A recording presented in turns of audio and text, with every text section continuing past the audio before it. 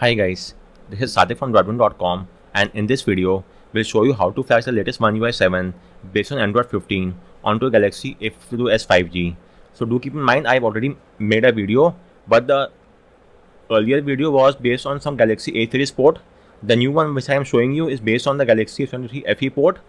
So keep this point in mind, and it's obviously the stock One UI 7, so you will not see any major change in this port and the earlier port. The features and everything else will be the same. It's just that it's from the port from any Galaxy A series, and this is the port from the Galaxy S23 FE. So with that in mind, please take a backup of all the data on your phone, and then let's get started. The bug in this port is that the stock camera will not work. You'll have to take the help of a Gcam. So if that's all well and good, so first off, you have to get hold of the latest Android SDK platform tools. So get it from my guide and extract them onto your PC. You may extract them anywhere you want. In my case, I've done so in C drive, and these are the files of platform tools. Once you've done the extraction, you will now have to enable USB debugging and OEM unlocking. The debugging is required for ADB command, whereas OEM unlocking is required to unlock the bootloader on your phone. So let's enable both the toggles. For that, go to the settings menu on your phone, then go to about phone, software information, tap on build number 7 times. Now go back, go to developer options and enable the toggle next to OEM unlocking as well as USB debugging. You will get a prompt on your phone, tap on OK. You might get one more prompt, so tap on allow, and with this, the debugging is now enabled. Let's verify the same. So go to the address bar of platform tools, type in CMD, hit enter. This will launch command prompt inside the platform tools directory. Now type in ADB devices and verify that you are getting an ID. If you are not getting any ID, then unplug and replug your phone from the PC. Disable and re-enable USB debugging. Tap on revoke USB debugging. Use the official USB cable that came with your phone and use the USB 2.0 port on your PC. So carry out these USB fixes and make sure that you're getting an ID. Once you're getting this ID, you will now have to unlock the Bluetooth on your phone. Do note that unlocking will wipe off all the data, and it might make the warranty null and void as well.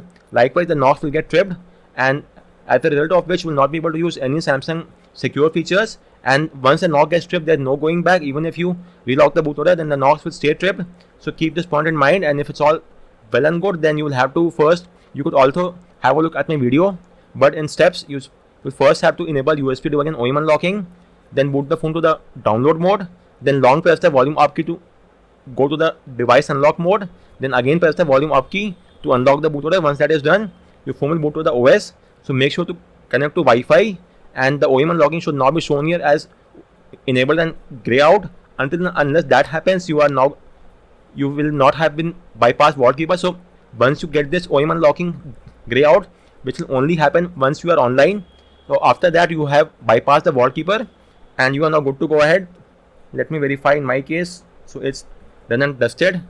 So next up, you will now have to flash a custom recovery on your phone. So this is the RP recovery. So for that, let's see how this could be done. So again, I made a video as well, but again I'll show you how to get this job done. So we are done with the first step. The second step, so you have to download the recovery file from the official site and the VB-Meta patch file from here. Once you have got both the files, download the Odin tool. This will be used to flash the recovery file. So get the tool from here, extract the tool onto your PC. Let me see. So this is the tool over here, and you will get the following 4 files. Now you have to boot the phone to the download mode to flash the file. So there are quite a few ways using the hardware key combination or the ADB command. In case of hardware key, you have to power off the phone, then press and hold the power, press and hold the volume up and volume down keys. While holding both the volume keys, connect the phone to the PC by USB cable, and then your phone will boot to the download mode. But as of now, it's a much easier approach is to simply use the ADB command, which is the command. Let me show you. ADB reboot download and hit enter, and your phone should not reboot into download mode. This will take just a few seconds. Once that is done, you will now have to launch the Odin tool and get the job done. So launch the tool from here, click on OK in the prompt that appears, and make sure that is shown here. Your phone is shown in the COM section and in the log as well. If that's well and good, go to the option tab and uncheck auto reboot. Now click on AP and load the recovery file. Just give me a second. This is the recovery tar file for our phone, and go to the data slot, user data slot, and load the VB-Meta patch file, which is this one. So now we have loaded both the files in their respective directories, and now you may click on the start button. The recovery file will now be flashed onto your phone and will take just a few seconds. Once the flashing has been done, you will now have to press and hold the power and the volume down keys for around 7 to 8 seconds. Once the phone is about to undergo a restart, let go of both the keys, then press and hold the power and the volume up keys. So let me show you what needs to be done. So first off, press and hold the power and the volume down keys, and keep on holding both the keys for around 7 to 8 seconds. Let me show you. And as soon as the phone is about to undergo a restart, you will have to let go of both the keys and now press and hold the power and the volume up keys, and now keep on holding both the keys for around 4 to 5 seconds until the phone reboots, that is. So let's wait for the phone to boot to the startup screen, and when that happens, you may let go of the keys and hopefully your phone should now boot to the PWRP recovery. If it boots to the stock OS or the stock recovery, then you haven't pressed the keys at the right time, so you have to flash the recovery once again. For that, you will have to again use the Odin tool to flash the recovery in the same manner as I have shown you. So let's verify what happens in our case. It should take around 4 to 5 seconds more. So let's verify what is the case, and as you could see, we are now inside the recovery. So now your first course of action is to do a format data, which will wipe off all the data from your phone.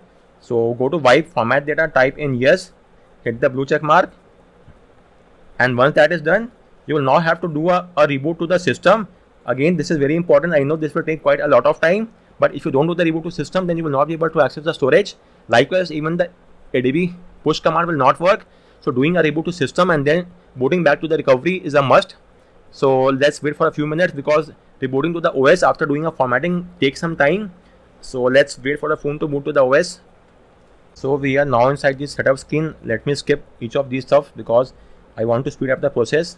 Let's agree to all the terms and conditions. I know it's quite an effort taking task, but doing a reboot to the OS was a must, because I have tried directly doing this without doing the OS boot up, but that did not work. I had to boot to the OS, and only then the recovery will be able to transfer the file. So even the ADB push command did not work in my case, so I have to do a OS boot up, and once that is done, you could now boot back to the recovery. So again, you have to enable debugging from the developer option. So let me enable that as well. Let's see if it's enabled or not. Let's hope it's enabled already, but I don't think that will be the case. So debugging is, well, it's not enabled.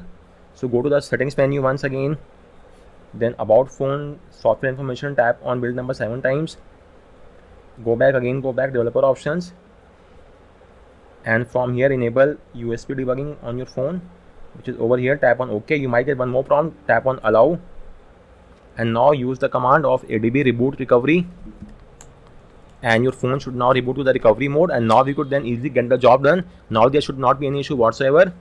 So let's move ahead with the next step. Now that we have the recovery onto our phone and we have done all the steps, you will first have to get hold of the port file from here. So regarding the port file, it has along 4 to 5 these 4 files in the IMG format, and you have to flash these IMG files using the recovery or the fastboot D mode.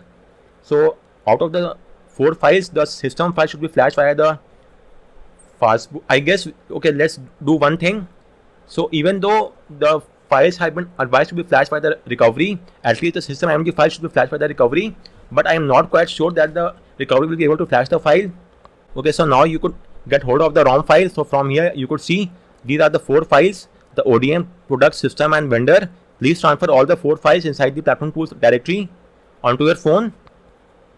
And the thing with this is that even though we have been advised to flash the system file via the recovery, but the size of the system file is quite large, 7 GB, and I'm not quite sure that the recovery could flash this file. If you try to flash the file, I guess you will get an error message something along the following lines, that the size of image is larger than the target device. Still, if you want to try it out, let me show you what needs to be done.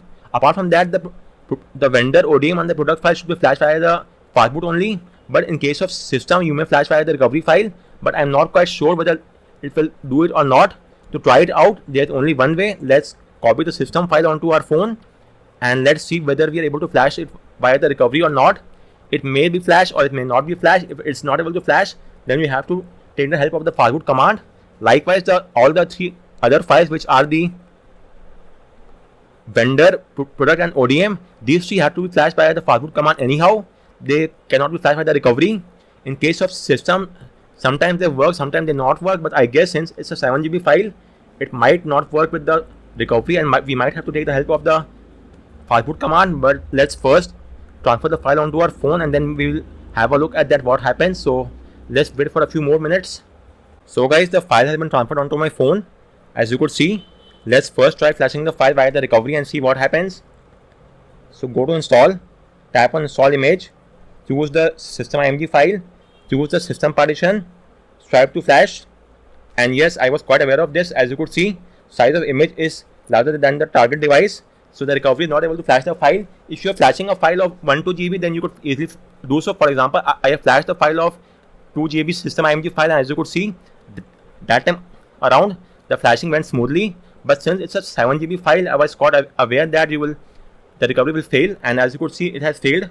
So in this case, you will have to take the help of the fastboot command to get this job done as well. So now we have to flash all the 4 files by the fastboot command. The 4 files which are talking about is the vendor, system, product, and ODM. So let's get that job done. But as you are aware, in Samsung phone we don't have the fastboot mode, so we'll have to take the help of the fastboot D mode. Let me show you how that could be done. So go to reboot, choose fastboot. Do know that by fastboot we mean the fastboot D, and by bootloader we mean the fastboot.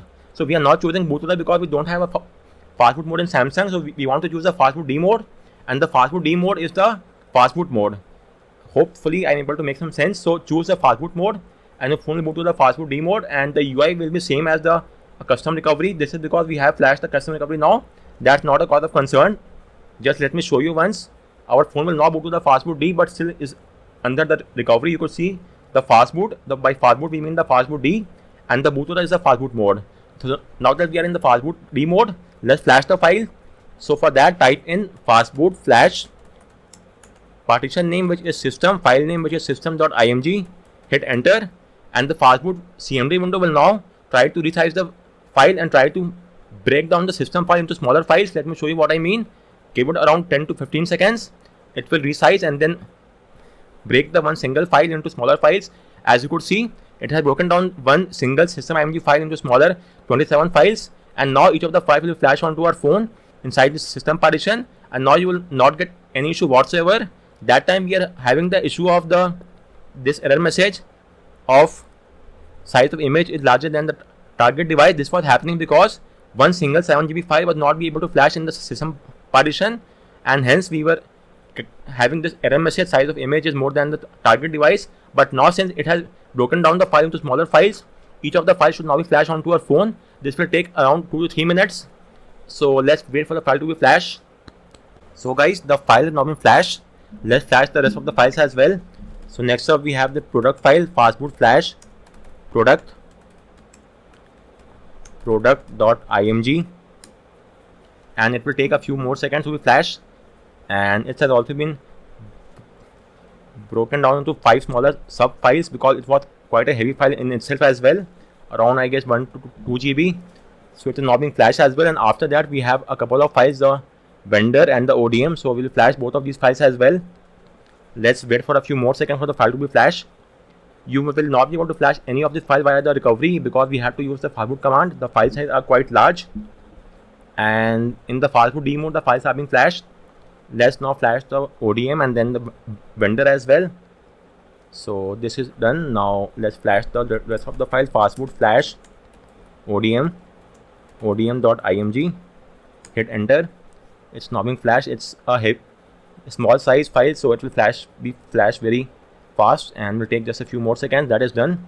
Last file we have the fastboot flash vendor.img, and it will now be flashed onto your phone as well. Okay, one more thing, you could easily get hold of all this command from my guide. Just give me a second. So the first command, as you could see, was of the fastboot flash system. I will add that command over here because we were not able to flash the file via the recovery mode, so we have to use the fastboot command. So I will add that command over here as well. Apart from that, these are the following 3 commands to flash the product, ODM, and the vendor files. Simply copy paste all of these commands in the CMD window, and the file will be flashed onto your phone. So as you could see, the vendor file being flashed. It's also quite heavy in size, so it's taking somewhat longer. The vendor file was around 1.6 GB. So these files have been broken down into smaller files so that for the ease of flashing. And once that is done, we have flashed all the 4 files. Yes, now you have to boot the phone to the recovery mode once again. So type in fastboot, reboot, recovery, hit enter. Your phone should not reboot to that WRP recovery, and this will take just a few more seconds. So let's wait for that to happen. And now you'll have to do a format data. This is compulsory, or else your phone will not boot to the OS. So wait for the phone to move to the recovery, and from there you could then do a format data. So let's wait for a few more seconds, and it should now be inside the recovery anytime soon. And now you have to go to the wipe section from the recovery. Okay, just a few more seconds and then we could carry out the task. So go to wipe, format data, type in yes, hit the blue check mark. The formatting should now be done and it's now done. Now you could tap on reboot system and your phone should now boot to the OS. Do keep in mind that the first bootup will take up some time. That is completely normal and nothing to worry about. From the subsequent time that will not happen. Moreover, let's wait for the boot logo or the boot animation to appear, either of which will signify that the flashing has been done successfully. And the boot logo should now appear in around 10 to 15 seconds for the One UI 7. So it's somewhat new boot animation in the boot logo. So let's wait for a few more seconds and then we will have a look at the ROM features as well. So just give me some more time. Let me at least verify if it's booting to the OS or not. So it should now appear in around 10 to 15 seconds if the flashing went well, or else we will have to do some debugging and troubleshooting. So let's see what happens this time around. Just give it a few more seconds and the boot animation should now appear. The first time it might take a little bit longer, so nothing to worry about.